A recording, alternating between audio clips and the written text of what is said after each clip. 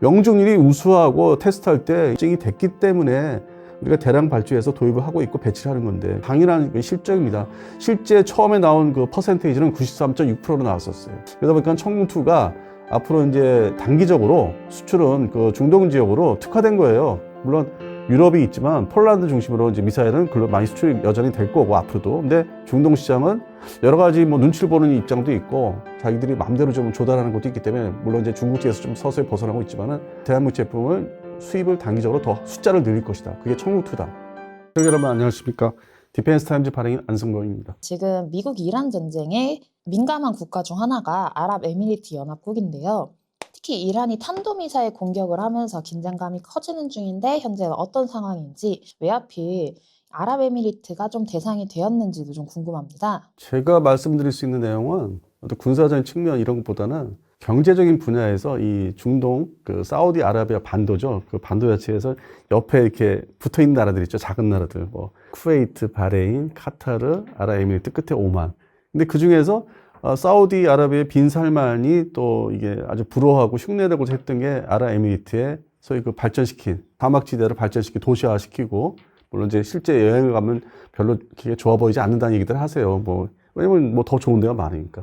그래서 그런 경제적인 부흥, 석유가 다 고갈됐을 때 그 다음 어떤 경제를 어떻게 이어갈 건지 그거를 상당히 고민하는 이제 나라이기 때문에 지역이기 때문에 그런 면에서는 이제 이게 심정적으로 이란에서 볼 때는 상당히 좀 꼴보기 싫었던 것 같아요. 이건 쟤들은 또 다른 그 방향으로 모색하는구나. 기술적으로 어떤 경제 분야를 석유에만 의존하지 않고. 근데 이란 자신은 이 신정체제이기 때문에 기술적인 군사 분야 빼고서는 원자탄 만드는 거, 핵무기 말고는 탄도탄이나 뭐 특별한 게 없거든요.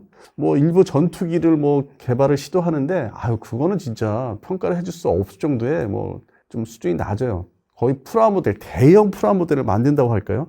그럼 나중에 다음 기회에 이제 기회가 있을 때 말씀드리겠지만 자세하게 이란 공군에 대해서. 그래서 그 정도로 기술력이 떨어지고 뭐 일부 이제 미사일을 이제 뭐 대한 미사일이든지 뭐 만드는데 알고 보면은 이게 또 기술 유입선이 중국과 북한에서 또 가져와서 발전시킨 거고. 물론 이제 드론 쪽은 또 이 특성이 그 TDK처럼 뭐 좀 신경을 써서 만드는데 결국에는 이렇게 선회하는 채공 드론은 이제 우크라이나가 특화됐고 이건 자폭하는 드론에 상당히 특화되어 있는 나라고.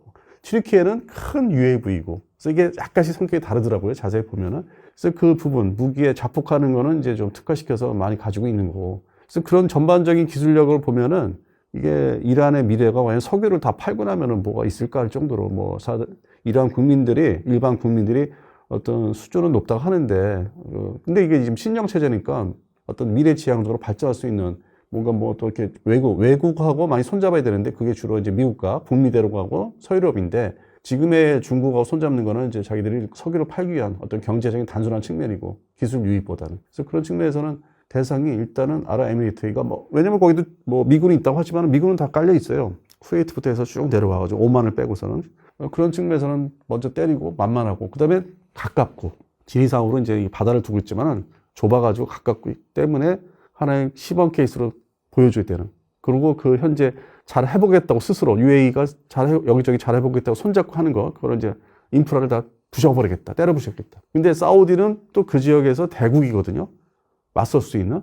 땅도 크지만 물론 다 대부분 사막이지만은 군사력 측면에서 아주 미국이 전적으로 어떤 저기 손을 잡고 있고, 그것도 이스라엘과 또 친하게 지내려고 하는 것도 일정 부분 있고, 사실 뭐 빈살만이 눈치를 본다는 게 많은데, 근데 근본적으로는 사우디아라비아가 친미국가, 오래된 친미국가이기 때문에 이스라엘과 싸움을 하는 거 원치는 않고 실제 중동전에서 붙은 나라는 과거에 1차, 2차, 3차, 4차 이집트가 중심이었거든요. 그거를 이제 1978년대 그 당시에 카터 대통령이 캠프 데이비드 협정으로 인해서 그거를 이제 싹 정리를 했죠. 이미 78년도에.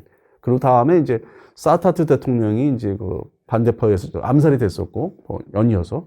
근데 어쨌든 이집트는 그날 이후로 조용히 살고 있어요. 미국이 원하는 대로. 그러다 보니까 사우디아라비아는 또 미국하고 군사적인 또 친밀도가 높기도 하고 좋은 무기, 전투기를 팔고 있고, 이집트는 또 전체적인 경제력이 좀 사우디아라비아보다 낮다 보니까 미국의 군사 원조가 들어가고 있고, 이스라엘과 함께 아주 전 세계에서 현재 26년도 예산, 25년도 예산을 보면은 두 나라밖에 안 준다고 그러잖아요. 물론 이제 그건 이제 풀리고는 있는데 점차.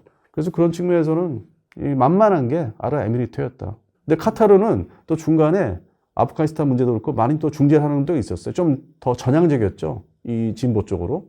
그래서 성향들이 조금씩 갈리는데 아랍에미리트는 제일 꼴보기 싫었던 대상이었지 않을까. 저는 그렇게 보고 있습니다. 1980년부터 88년 사이에 이란, 이라크 전쟁, 그때 당시에는 신정체제가 들어선 직후였고 바로 전쟁이 그 다음 해에 났죠. 79년도에 이제 이슬람 혁명으로 인해서 뒤집어지고 팔레비가 쫓겨나고 80년대에 이라크가 쳐들어갑니다. 그 틈을 이용해서. 근데 마침 79년도까지 미국으로부터 이란이 F-14A 톰캣 전투기, 그런 탑건2에서 영화 보신 분들은 알 거예요. 톰 크루즈가 탈출할 때 쓰는 게 그거 F-14A 전투기예요. 그것도 이란 거였어요. 사실은 그 지역이 이란을 말하는 거거든요, 영화에서. 근데 그대로 지금 현실로 나타나고 있지만은. 그래서 F-14A하고 F-4 팬텀, F-5 전투기, 우리 공군에서도 이제 운영을 하고 있거나 했던. 이게 중심이었는데 들어오자마자, 인수받자마자 따끈따끈한 거고, 이게 성능을 제대로 발휘할 수 있었고, 시스템이.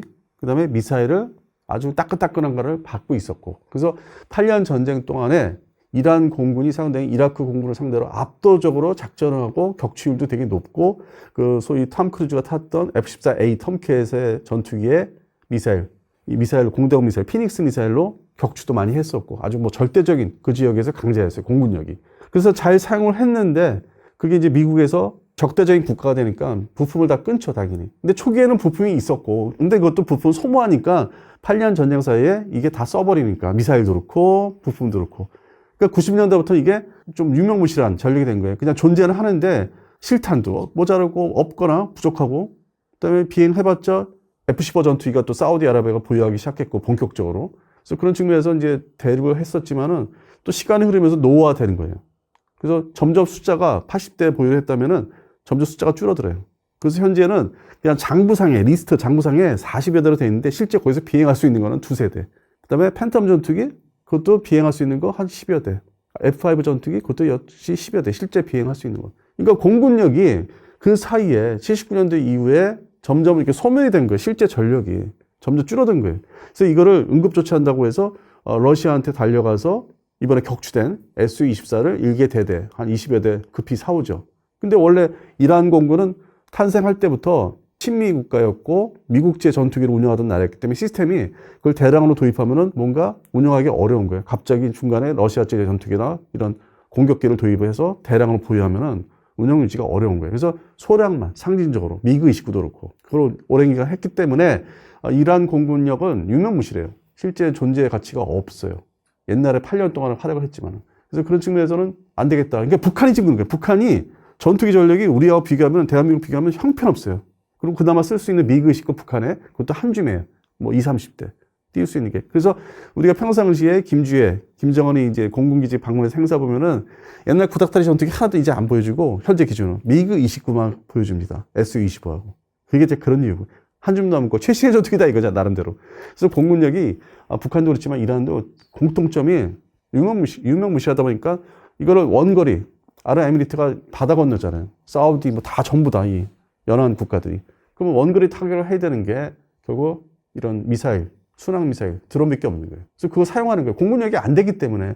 그러면 이스라엘 공군은 왜 이 전투기 중심으로 레바논 지역이나 가자 지역이나 지금의 이란 끊임없이 몇 년 사이에 그렇게 공습을 하느냐. 이 전투기의 특징은 폭격기나 폭탄 셔틀이잖아요. 반복해서 사용할 수 있죠. 반복. 격추만 안 되면은 반복해서 사용할 수 있어요. 경제성이 되게 높은 거죠. 지금 뭐 미국에서는 이게 한 번 띄우는데 돈이 얼마 들었다 하는데 이 물건 자체가 끊임없이 완전히 격추되거나 노화돼서 비행하기 전까지는 경제성이 되게 높은, 계속 사용할 수 있잖아요.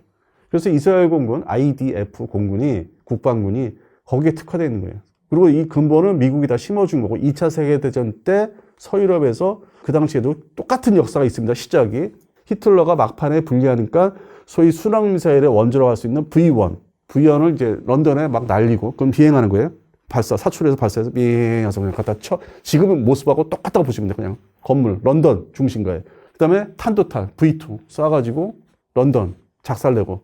이미 역사적으로는 80년 전에 그런 사건이 이제 시작이 됐었죠. 그게 이제 다 배우는 거죠. 나머지 나라들이, 후발 국가들이. 공군력은 이미 다 소멸되어 있기 때문에, 이란도 그렇고. 독일도 막판에는, 후반부에는 폭격기 전력이 사실상 소멸돼요. 이 연합군이 다 지상에 있는 걸 다 때려잡기 때문에.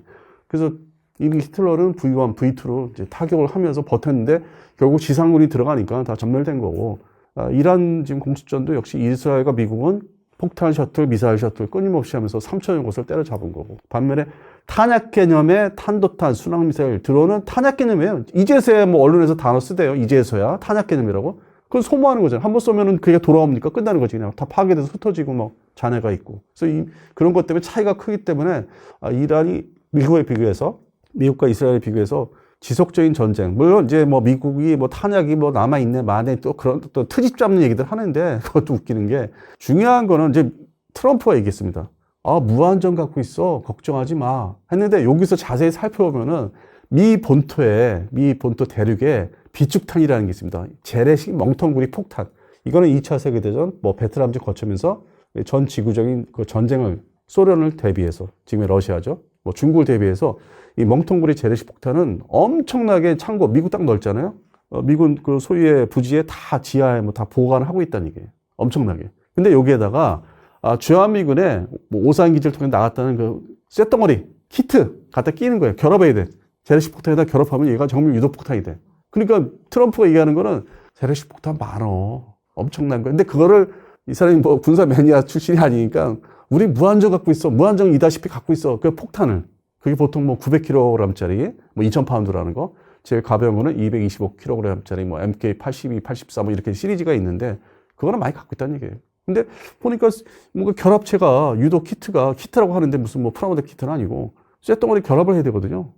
근데 뭐 단순해요. 보면은, 뭐 구조물에 우리가 건설 공장 현장에 가면 이렇게 있듯이 그런 물건들이 있잖아요. 쇠 구조물들. 그런 개념으로 그냥 생각하시면 돼요. 쉽게 얘기해서. 그거를 이제 좀 단기 조달이 안 되니까 이 주한미국 걸 빼오는 거고, 그다음에 더 안 되면은 그것도 다 쓰게 되면은 한 달 이상 되면은 대한민국이 사관 그거 좀 빌려줘. 거꾸로 빌려줘. 그 키트를 빌려가겠다는 거예요. 그리고 다른 걸 채워줄게.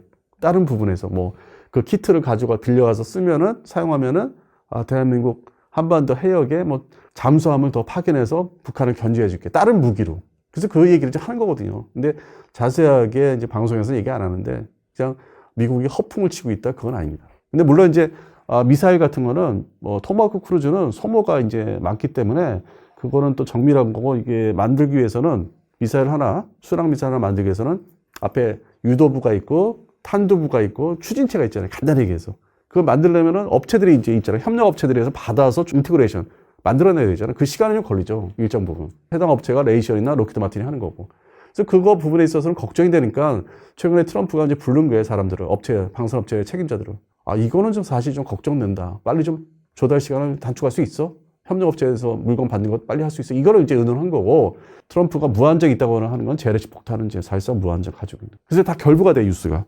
트럼프가 누굴 불렀다, 방산업체 불렀다, 회의했다, 주한미국과 뭘 빼갔다. 그러니까 무기가 무한정 있다. 이거 다 세 가지가 결부된 거예요. 저희 그러면 무기 얘기가 많이 나온 김에 아랍에미리트 이번에 공격과 관련해서 주목을 받고 있는 게 K방산인데요. 천궁2의 실적 요격률이 신기록을 달성했다라는 말이 있는데 지금 이건 또 어떤 상황인지 한번 설명 부탁드립니다. 기본적으로 뭐 신기록 이런 얘기 할 필요 없고 당연한 거 아닙니까? 이 지대공 미사일이 명중률이 100%는 안 나오겠지만 90% 이상 나오게 하는 거, 그 개발 이제 ADD 국방과학연구소가 주도해서 러시아 기술 받아들여가지고 다 혼합된 기술인데, 대한민국의 반도체 기술하고 설계 기술.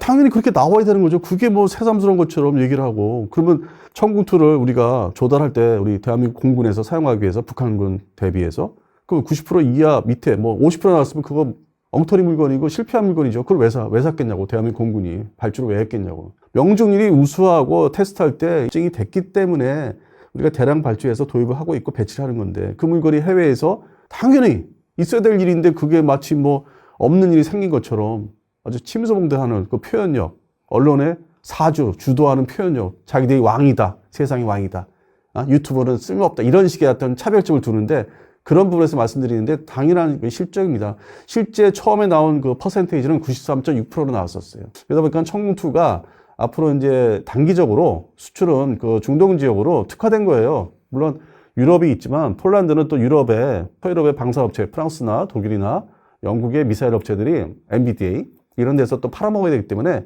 거기는 이제 미국 것도 있고, 그래서 유럽의 폴란드 중심으로 이제 미사일은 글로 많이 수출이 여전히 될 거고 앞으로도. 근데 중동 시장은 여러 가지 뭐 눈치를 보는 입장도 있고 자기들이 마음대로 좀 조달하는 것도 있기 때문에 물론 이제 중국제에서 좀 서서히 벗어나고 있지만은 대한민국 제품을 수입을 단기적으로 더 숫자를 늘릴 것이다. 그게 청국투다. 그런데 이란은 태세전환 앞으로의 또 3차 서로 주고받는 전쟁을 대비해서 극초음속 미사일을 이제 본격 생산해서 배치하면은 청국2 가지고는 안 된다. 청국3. 그래서 2030년까지는 앞으로 향후 한 5년 남았는데 그 부분을 좀 우리 국방과 연구소라든지 국방부 중심으로 좀 열심히 개발을 빨리 하셔갖고 R&D 비용도 빨리 더 많이 받고 해서 한 2년 정도 단축을 해주시면은 실전 양산 배치를 하면은 그때부터 2030년부터 좀 해외 수출 지금의 중동 국가 중심으로 됐으면 좋겠다. 바람이 저도 크죠. 그래서 앞으로의 차세대 물건은 청국3에 좀 기대를 하자. 일단 밑바닥을 깔았으니까 제대로 다져놨으니까.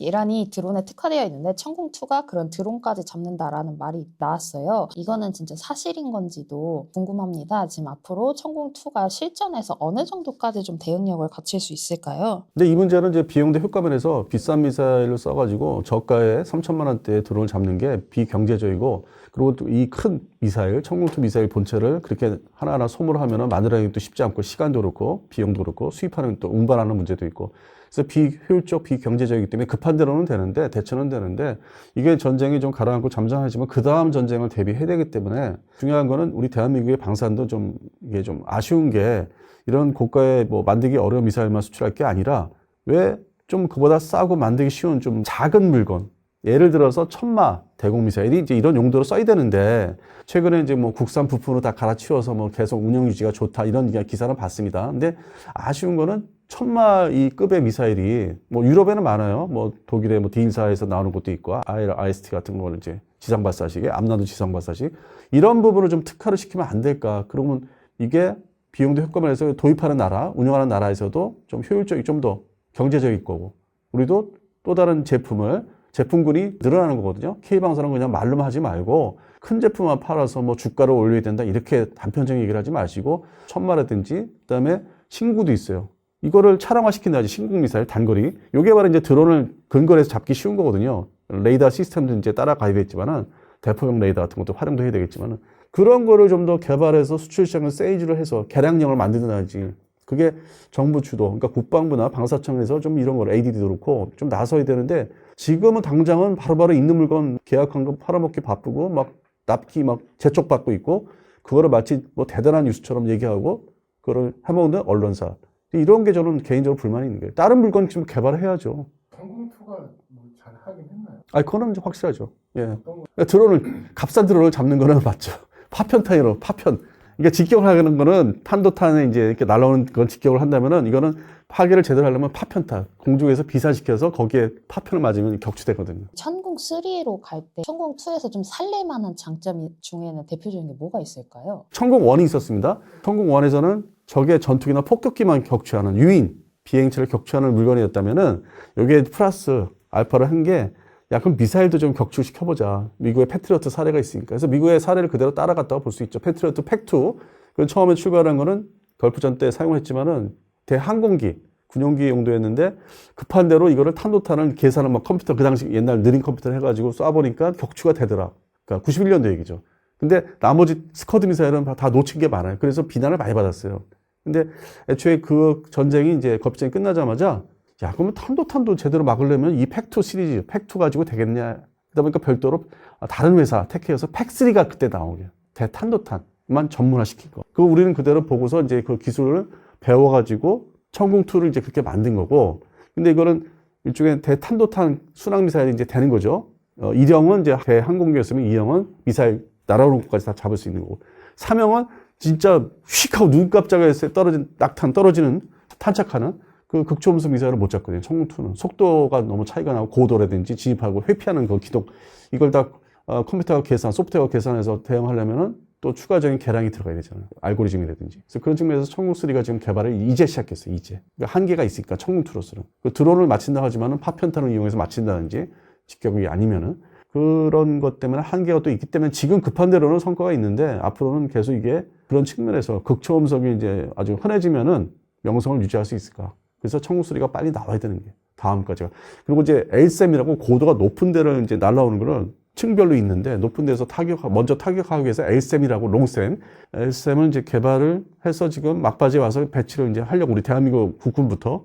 근데 이것도 이미 수출 시장에서는 아랍에미리트도 계약을 이제 했대요. 사겠다고. 근데 아직 생산이 본격 들어가서 납품이 안 되기 때문에 뭐 몇 년 걸리고 우리 국군도 들어가야 되고. 천궁2를 UAE가 보유하게 된 거는 언제이고 다른 중동 국가들은 어느 정도 수입했는지 현재 중동에서 K방산 영향력은 어느 정도 수준이면 어떻게 평가되는지도 궁금해요. 중동에서의 어떤 시장 장악력은 2014년도 후티, 예멘 그 반군을 상대로 이제 사우디하고 아랍에미리트 연합군이 들어가는데 지상운전 중심으로 그때 당시에 이제 뭐 미국제 제벨린 대전차 미사일이라든지 보유 다 하고 있었는데 워낙 소모율이 높다 보니까 그 유사한 제품을 찾다 보니까 2014년도 기준으로 대한민국 LIG 넥스원의 현궁이 대전차 미사일이 유사하고 성능이 좋다. 가성비가 좋고. 그래서 이제 도입을 시작을 해서 진입을 이제 중동 시장에 본격적으로 했고, 그 다음에 이제 천모, 다연자 로켓포가 이제 얘기가 돼서 들어가고, 또 일부 이집트 같은 나라, 이제 일부 국가에서는 이제 K9 자주포를 사가기 시작했고. 근데 그게 뭐 수출 실적이 그렇게 크지는 않았어요. 획득 비용을 따져보면 뭐 이렇게 우리가 유입하는 크지는 않았다가 이번에 천궁2가 이제 하나의 세트 물건이거든요. 미사일 발사기, 미사일, 안에 들어간 미사일 발사기, 차량, 그다음에 지휘 통제, 그다음에 레이더 센서, 차량들. 이게 하나의 형성이 되어 있기 때문에 세트이기 때문에 이게 이제 금액이 엄청나죠. 이게 크죠. 그래서 그런 측면에서 천궁2가 이제 선정이 되고 들어가기 시작했는데 이게 공교롭게 이 아랍에미리트하고 계약을 한 게 2022년도라고 하더라고요. 그러면 그때가 바로 러우 전쟁이 발발한 해고. 그러니까 이 탄도탄의 이제 위협이 러시아가 우크라이나 타격을 처음부터 전쟁 초기부터 했기 때문에 그걸 봤기 때문에 급하게 달려와서 계약을 했는데 왜냐면 유럽에도 그러한 좋은 제품들이 서유럽에도 많은데 미국도 있고 이 조달이 제때 안 되는 거예요. 러우 전쟁의 집중력이 이제 이 배급이 보급이 되니까 그러면 이쪽에 보니까 중국이 있는데 이 또 중국 물건이 또 이게 제대로 성능이 나오냐 안 나오냐 알 수도 없고 그렇게 미사일 자체가 대탄도탄 미사일이 그리고 중국군은 대만을 쳐들어가기 위해서 자국군에 공급하는 걸 최우선시하기 때문에 시간을 절약하기 위해서. 그러면 수출 시장에서, 수입 시장에서는 결국 대한민국 제품밖에 없다고 결론이 난 거죠. 그 제품이 러시아 기술에 기반을 해서 서방 측의 어떤 소프트웨어나 알고리즘이 결합되어 있고 차량도 서방 측, 우리 대한민국 제품으로. 그래서 상당히 이게 기술이 혼합됐지만 성능이 러시아제 S300, 400에 버금갈 수 있다. 요격 명중률이. 물론 중고도 미사일이지만. 그래서 기술적인 측면, 조달 문제, 뭐 가격, 조달 시간.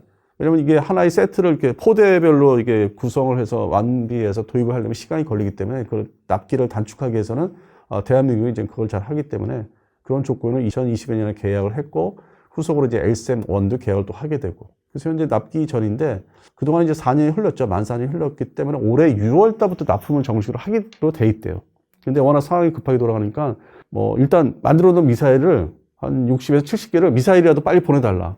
왜냐면 아랍에미리트가 2개 포대를 갖고 있다고 하는데 한 개 포대는 이 본격 도입을 앞서서 교육 훈련용, 어떤 군인들을 교육 훈련을 시켜야 되니까 그 용도로 훈련용으로 한 개 포대를 가지고 있고 하나는 천궁3가 제 시간에 안 나올 걸 대비해서 자기들 특화된 개량용을 자국 내에서 우리 한국의 대한민국의 도움을 받아서 만들기 위해서 한 개 포대는 연구용, 2개를 갖고 있었다는 거예요. 그래서 공식적으로 이제 국방부에서 엠바고를 걸었는데 이제 오늘 아침에 엠바고를 걸었는데 얘기는 해줬어요. 2개 포대가 가 있는 거 맞다. 근데 하나는 훈련용이고 교육 훈련용이고 하나는 연구용이다. 근데 급하니까 다 쏜 거다. 쏘다 보니까 그 안에 있는 탄이 소모가 됐으니까 탄을 빨리 달라고 하는 거다. 그러니까 포대를 빨리 가져오라가 아니라 그 시스템 구비 전체 구성하는 구성체가 아니라 미사일이라도 빨리 보내라. 자, 그러면 급하면은 내가 미국제 C-17 수송기 갖고 있으니까 인천공항에 또 보낼게. 근데 평상시에 무기를 실어가기 위해서 인천공항에 아랍에미리트의 C-17 수송기가 자주 와요. 그래서 이거를 하신 분들이 이 매니아들, 항공 매니아들이 많이 찍어서 좀 많이 봤어요. 사진도 갖고 있고. 인천공항에 들어와 있더라니까요. 뭐 1청사, 2청사 그쪽 사이에. 그래서 이제 그런 무기를 가져가기 위해서. 이번에도 올 거예요. 그래서 이거를 또 하실 분들은 그걸 노리고 아니면 신문사 분들이 반대편에 산에서 찍기 위해서 또 들어가겠죠. 미사일 실어가는 걸 이제 찍기 위해서. 이제 그런 부수적인 상황이 또 발생될 겁니다. 현재 사우디, 그 다음에 이제 이라크까지도 다 확대가 되고 있죠. 근데 여기서 아랍에미리트, 사우디, 이라크면은 나머지 지금 미사일을 맞은 K방산을 또 외면하는 나라가 이제 하나가 쿠웨이트예요. 쿠웨이트도 달려올 곳이고, 그러니까 관계는 좋은데 이게 또 보수적이라서 쿠웨이트가 그 옛날 30년 전에 중국산 자주포론 도입을 했어도 K방산은 또 소홀히 하더라고. 그래서 내가 좀 아쉽고 좀 서운한 게 있는데 쿠웨이트가 쿠웨이트도 올 것이고, 바레인은 또 워낙 작은 지역이고, 거기도 이제 우리한테 문의를 할 것이고, 그다음에 카타르 역시도 할 거고, 다 작은 나라들 거기서. 또 오만은 좀 땅이 큰데, 오만은 국방비나 이제 공군력이 좀 모자라서 오만까지 뭐 우리한테 손을 내밀까 싶기도 하고, 근데 당장 뭐 카타르나 이제 쿠웨이트까지는 이제 연락이 오지 않을까, 본격적으로. 살 수 있냐? 사면은 언제 받을 수 있냐? 그러면 동시에 이제 뭐 미국제 패트리어트 시스템도 또 추가로 알아볼 것이고, 유럽제도 알아볼 것이고. 그래서 정신이 이제 없을 거예요. 그런 대탄도탄 요격력, 그다음에 순항 미사일이나 드론에 대해서 대응할 수 있는 그런 방어 미사일들. 여기저기서 이제 사서 구비를 해야 되니까. 그래서 이번 뉴스에서도 보시면은 아랍에미리트 군이 5개 종류의 미사일을 갖고 있다고 하더라고요. 근데 거기 그 중에 하나가 물론 청군2이기도 하지만은 또 하나가 다른 하나가 이스라엘제 바락 대공 미사일 시리즈. 깜짝 놀랐어요. 이게 엠바고를 거는 게 실제로 이게 엠바고 거는 게 이스라엘제 물가에 살 정도면은 엠바고 걸 수밖에 없고, 그다음에 이란이 그걸 알기 때문에 에휴 저 친이란이야 때릴 수밖에 없다는 거예요. 그 논리가. 그리고 다 미군 기지가 있으니까 줄줄이 다 때리는 거예요. 보복 공습이라 할 수 있는데 미사일로. 그게 자연스럽다는 거죠. 지금 상황이. 근데 이게 계속 갈 상황은 아니고 좀 진정이 되는 걸 또 바라지만은 또 한 달 미만 가지 않을까. 지금은 뭐 공습이 좀 줄어들기는 했지만 서로가 쏘고 뭐 전투기 들어가는 게 전보다 줄어드는 것 같은데. 그래서 한 달 이내에 좀 끝냈으면 좋겠습니다. 천궁2로 어떤 성과를 중동에서 거둘 수 있을지, 향후 K방산에서 경제적인 부분에서는 또 어떻게 될지도 궁금해서요. 근데 단순한 얘기잖아요. 이게 우선순위라는 게 있습니다. 국방비 투자하는 게 아무리 뭐 산유국이라고 하더라도 우선순위가 있고, 어떤 것을 이제 이 이란을 상대로 효과를 받느냐. 그러면 그쪽 무기에 집중 투자할 수밖에 없고 서둘 수밖에 없는데, 있는 그대로 현상이 대탄도탄, 대공 미사일 쪽하고 층별로 저고도, 중고도, 뭐 고고도 거기에 여기저기 막 흩어져서 그 담당자들이 발주를 할 수밖에 없고 가격을 알아볼 수밖에 없고, 그럼 거기에 미사일에 특화되는 거고, 두 번째는 지금 카타르가 그다음에 쿠웨이트가 미국제 보잉사 전투기 가지고 격추했어요. 이란의 S-24 러시아제 전폭기를 보잉사 전투기 F-15QA로 사용해서 격추했고, 쿠웨이트는 5인 사격인데 미군의 F-15E를 3대를 한 번에 떨궜어요. 그것도 미국제 전투기, 같은 보잉사 전투기인데. 그러면 이 전투기가 이스라엘과 미국의 지상 폭격도 능력을 보여주지만은, 공중전도 진짜 이거 4.5세대 전투기 좋네. 그러면은 그쪽에 더 신경 쓰게 되죠. 전력을 더 사야 되겠다. 전투기를. 근데 보십시오. 이제 대탄도탄 미사일, 방어 미사일 전투기가 특화됐습니다. 아주 성과를 보였어요. 세 번째는, 저놈들 미사일 쏘는데 나도 유사시를 대비해서 거꾸로 탄도탄을 쏴야 되겠다. 근데 미국이 이걸 알게 모르게 조금 통제하는 것도 있고, 이 서방 측에는 이 장거리 탄도탄이 이렇게 수출이 원활하지 않고 이렇게 제한이 있어요. 뭐 조약 그런 것도 있기 때문에 규제가. 그래도 살 수 있는 범위는 킬로미터, 사거리인데 500km 이하짜리는 수출하고 살 수는 있어요. 우리나라가 포함되긴 해요. 그러면 500km 이하라면은 499km예요. 법적인 490. 근데 미사일이라는 게 이게 항공 비행체이기 때문에 더 날아갈 수도 있는데, 일단 규정 자체는 499km. 그래서 이번에 미국의 프리즘이라는 새로운 신형 에이테킴스 미사일을 이제 사용해서 실전 테스트 해본 거고, 주한미국 걸 빼갔네 만에 하는데, 또 우리나라도 이제 그 물건이 천무 다연자 로켓포 발사대에서 쏠 수 있는 그 시리즈를 개발해놔서 이게 이제 뭐 수출이 될 것 같아요. 그동안에는 미국 눈치를 본 것도 있었고, 폴란드 우선이었고, 이름도 뭐 좀 바꿔 수출명으로 바꿔서 뭐 CTS 뭐 이렇게 이름 바꿔서 수출이 됐는데, 좀 반공개. 그러니까 엠바고를 슬쩍 걸면서도 폴란드에 들어가 있고, 뭐 현지에서 조립도 한다고 하고. 근데 이게 이제 중동 시장까지 진출할 가능성이 있다. 하나 에어로스페이스의 천무에서 발사할 수 있는, 천무 발사대에서 발사할 수 있는 탄도탄, 단거리. 그게 이제 사거리가 300에서 496km 그 사이의 물건들은 판매가 될 것이다. 거기까지입니다. 제가 보는 건. 전차 자주포가 뭐가 필요합니까? 중동에서 지금 현재 이 항공 공습전, 탄도탄전에서 전차 자주포가 뭔 역할을 합니까? 지상전 안 하겠다 하는데, 그건 폴란드 얘기입니다. 폴란드. 그래서 여기다 껴놓지 마십시오. 전차 자주포 상관도 없어요. 아니 그냥 뉴스 보면 전차 자주포 여기서 뭐가 나와요? 그래서 그런 측면에서는 상관이 없는 거고, 다만 이제 천무 시스템은 이제 팔릴 것이다. 탄도탄, 단거리 탄도탄. 그리고 여전히 천궁2 더 팔릴 거고, 전투기가 미국제 중심으로 나갈 것이다. 중국 방산과를 좀 비교하면 이번 성과로 우리나라 K방산이 좀 더 우위를 좀 선점했고 홍보 효과가 있었다라고 볼 수도 있을까요? 객관적으로 평가를 해야 되는 게, 그렇다고 제가 지금 중국 편을 드는 얘기 아니에요. 이 중국산 물건이 그것도 군사 무기에 있어서, 이런 정밀한 무기에 있어서 역시 러시아도 그렇고 미국도 그렇습니다. 다운그레이드, 업그레이드가 아니라 다운그레이드 버전. 성능을 좀 똑같이 안 하고 좀 성능을 조정해 낮춰서 수출하는 경우. 그러면 이게 제 성능이 안 나오잖아요. 그리고 해당되는 레이더 시스템을 운영하는 운영 요원들이 이게 복잡한 시스템이기 때문에 지휘 통제 부분이기 때문에 그 인적 자산들이 같이 수출 나갈 때 거기 현지에 파견돼서 일정 기간 동안 그걸 소위 지원을 했느냐, 후속 군수 지원을 했느냐, 그다음에 제대로 가르쳤느냐, 그 뭐 매뉴얼에 따라서 이제 그런 문제가 많이 작용하죠. 그냥 외형상으로 베네수엘라나 지금의 이란이 급하게 외형상으로만 수입을 할 수 있어요. 근데 그 다음에 교육 훈련이 되게 중요하거든요. 테스트도 많이 해보고 가동을 해보고. 근데 또 이 판매 국가는 다운그레이드 버전을 팔기 때문에 우리가 알고 있는 성능이 안 나올 수도 있고. 그리고 이제 과대 포장 선전, 스텔스기도 잡을 수 있다, 잡았다. 그거는 자국 내, 중국 내에서 테스트 해보니까 그 성과는 나왔는데 수출품에 있어서는 그게 상당히 기밀을 유지해야 되기 때문에 중국 입장에서는 그거를 좀 더 빼고 줄 수 있다. 일반 전투기나 좀 세미 스텔스기나 잡을 수 있는 그렇게 해서 포장해서 갈 수가 있거든요. 그래서 공통점이 나온 거고. 그리고 이제 태국의 사례가 이제 캄보디아하고 이제 국경 분쟁을 하는데 중국제 전차 VT4, VT4 전차를 도입해서 운영을 해보니까 몇 발을 발사하니까 포가 부셔지더라, 망가지더라.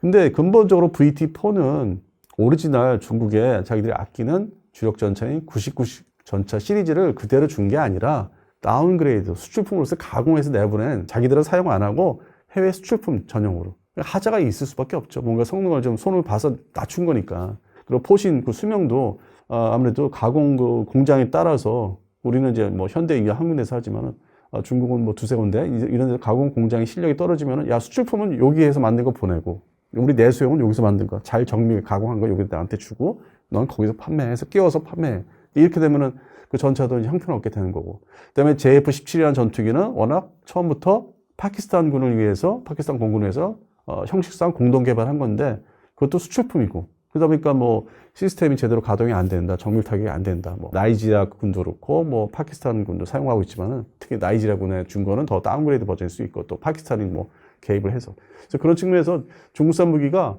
대만을 침공에 의해서 가지고 있는 무기가 다 똑같을 것이라고 보면 또 그것도 좀 잘못된 생각일 수도 있고. 그러니까 해외 수출품은 좀 품질이 낮다, 안 좋다. 이제 그런 정도로 얘기할 수는 있죠. 조금 더 가격을 쓰더라도 품질이 좋은 무기를 원하면 중국산이 아니라 K방산을 선택을 하는 거고. 아니 이번에는 이제 알게 된 거죠. 이번에 알게 돼서 K방산의 품목들을 다 뒤져볼 텐데 앞서 말씀드린 대로 기존에 다종다양한 물건들이 있어도 이게 개량량들이 좀 있어야 되는데 손 좀 봐야 되는데 지금 그게 아닌 것들이 좀 많다는 얘기예요. 지금 안타깝고 아쉬운 게 천마 시스템이라는 단거리 대공 미사일 시스템이 그게 대표적인 예예요.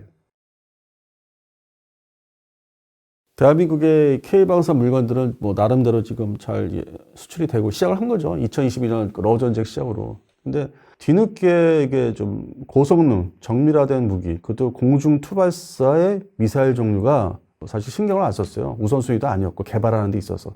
그래서 뒤늦게 와서 최근에 이제 4년, 5년 사이에 투자가 들어가고 시작했는데 발제가 돼서 뭐 방사청에서 의결해서 통과시키고 개발을 하겠다고. 근데 앞으로 향후에 뭐 2032년, 34년 그때 가서 나와야 되고 더 시간이 지연될 수도 있고. 근데 우리 이제 뭐 말씀하신 대로 이스라엘은 지금 내세우고 이란에 공습을 하는데 이 거리선으로 따져보면은 그냥 뭐 정밀 유도폭탄 사거리가 뭐 20여 킬로미터까지 그 정도가 아닌 것 같은데 어떻게 개전 초기부터 뭐 원거리에서 때렸대. 거리가 뭐 아무리 따져봐도 이스라엘 기지에서 중간에 시리아도 있고 이라크도 있는데 그 공역에서 때렸대 하는 거는 바로 공중 투발사할 수 있는 공중발사 탄도탄이 있습니다. ALBM. 이 부분은 우리가 지금 기술적으로 생각도 못하고 있어요.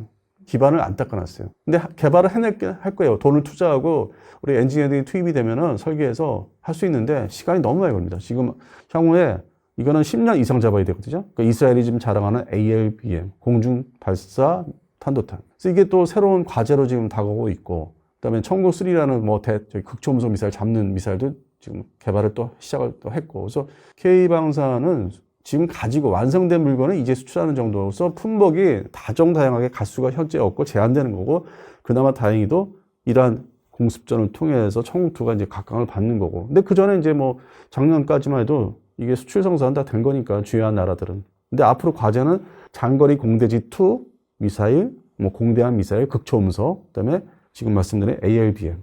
그러니까 개발을 해야 될 게 지금 숙제는 또 다가오고 있어요. 이게 2030년대 초반 KF-21과 연관돼서. 그래서 실제 신규 무기 개발할 거는 뭐 지상발사, 뭐 극초음속이라든지 미사일.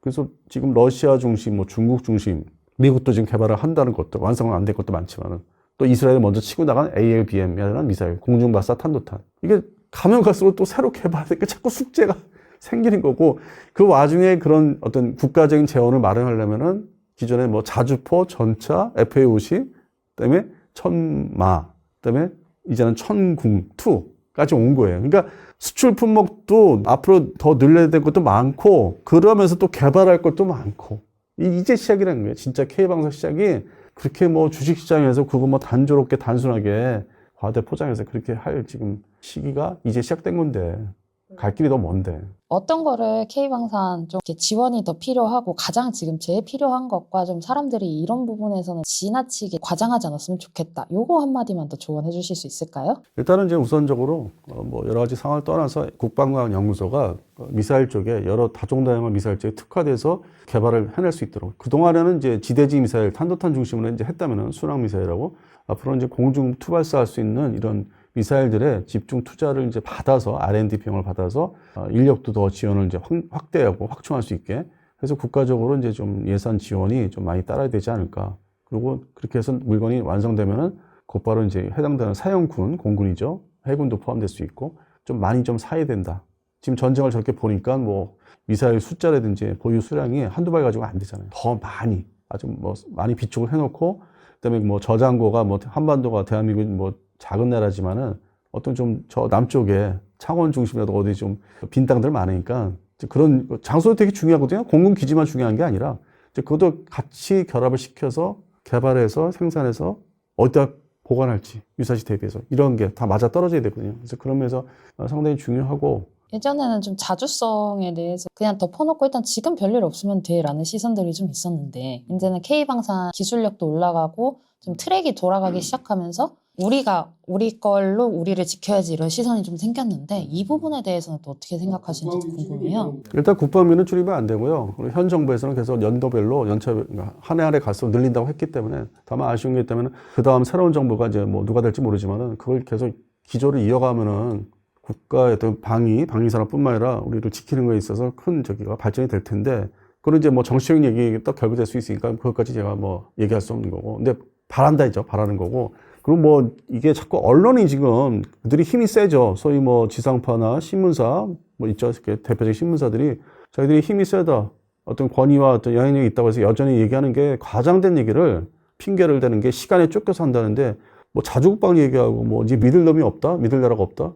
근데 과거의 역사를 다 일일이 다 들춰보면은 미국이라는 나라는 자기들의 상황에 따라서 병력을 빼간다든지 철수시키는 거, 그리고 우리한테 임무를 맡기는 거는 이미 1970년도, 69년도 닉슨 정부 때부터 그 모습을 보였어요. 그러니까 미국의 트렌드, 미국의 경제력을 보면서 역사적인 그 과정을 보면서 논평을 해야 되고 글을 써야 되는데, 그냥 뭐 대부분의 일반 젊은 기자들은 그냥 그 과거를 모르니까, 저희 같은 나이 먹은 사람들 살면서 겪은 걸 모르니까 항상 불안했어요. 이 대한민국은 항상 이 국방력이 불안했고, 미국한테 의존하면 안 된다는 걸 이미 70년대 초반부터 있었어요. 존재하고 불안불안 살았고. 근데 그러다가 안 되겠다 싶어서 이제 K방산이랑 그 옛날에 1975년부터 시작했는데, 근데 그것조차도 그 당시에 대통령이 주장을 했지만 그것조차도 미국의 지원과 어떤 여러 가지 간접적인 지원, 직접적인 지원이 따랐기 때문에 출발을 했다는 거예요. 그게 뭐 우리가 혼자 뭐 땅을 캐가면서 했던 게 아니라 미국의 어떤 합의, 지금 원잡 얘기하지만은 그 출발선상에 왔는데 단계적인 발전이 있었죠. 마치 뭐 미국이 일본을 자기들의 어떤 중국 상대로, 소련 상대로 써먹기 위해서 10년 단위로 무기 체계를 발전을 시켜주고 알려준 것처럼, 대한민국도 그런 과정을 우리는 70년대 중반부터 시작한 거고, 일본은 그 전부터 했었고, 50년대 중반부터. 미국의 이해관계가 그렇게 철저하고 미국의 기조는 그렇게 남아있기 때문에 어느 날 갑자기 뭐 믿을 수 없다, 그건 아닙니다. 그냥 꾸준히 내려온 거고, 많은 그 중간에 70년대, 80년대, 90년대 많은 사건들이 골아플 정도로 해법이 안 나올 정도로 그게 계속 끊임없이 왔는데, 요즘 지금 보시는 거는 현재 현상만 가지고 믿을 수 없다는 어떤 좀 단편적인 얘기를 하는데, 이 지구상의 역사, 20세기 이래로 역사는 끊임없는 미국 중심의 역사는 그렇게 왔다는 거예요. 트럼프가 유별난 것도 아니에요. 트럼프도 나이가 있기 때문에 과거에 레이건 행정부 때, 아니면 반대파의 민주당 행정부 때 어떻게 했다는 걸 다 보고 왔기 때문에 그 불만이 쌓여와서 지금은 막 나가는 식으로 얘기를 일단 뱉고 보는 거고, 그리고 또 한편으로는 우리가 트럼프 행정부 1기 때는 한미 간에 좀 불편한 게 많았는데, 2기에서는 안보 측면에서는 협력이 많이 되고 있고 정리가 되고 있고, 그 전과 다르잖아요. 물론 경제, 무역 문제, 관세 문제는 아직 정리 안 된 게 있다고 하지만은 다 기술적인 문제고 서로 이렇게 협의를 또 해야 되고 추가적으로 또 인내심을 가지고, 그래서 그런 측면에서는 이게 어느 날 갑자기 생긴 현상은 아니라는 거예요. 그리고 K방선은 과거에 대테러 전쟁 기간 동안에 진짜 열심히 해줬기 때문에 지금의 성과를 하나씩 하나씩 성취를 하는 거고. 근데 그 다음 2030년대로 대비를 해야 되는데 지금 뭐 이렇게 주워 먹기 급급해가지고 그 다음 생각을 과연 하는 건지. 물론 이제 세미나 장소에 여러 세미나 가면은 그런 재래식 무기에 대해서 얘기도 하지만은 전반적으로 이게 트렌드, 유행이기 때문에 AI 플러스 드론만 얘기해요. 상당히 그건 막연한 얘기거든요, 아직은. 그리고 이제 미국이 지금 이란전을 하면서 뭐 베네수엘라 전쟁을 특수전을 하면서 AI 얘기하는데 그거는 이제 목표물을 이제 어떤 지정하는 거. 그거는 이제 컴퓨터의 어떤 장점인데, 그건 굳이 AI라고 할 수가 없고, 컴퓨터의 고도화 발전된 뭐 양자 컴퓨터라든지 그런 개념에 이제 일단 중간 단계지, 판단을 해서 이거를 뭐 마치 우리가 터미네이터 영화에서 보듯이 그냥 뭐 지구 멸망하는 보통 스스로 뭐 이 AI가 하는 게 아니고 그 전 단계잖아요, 지금 현재는. 그래서 그것도 좀 과장된 얘기다.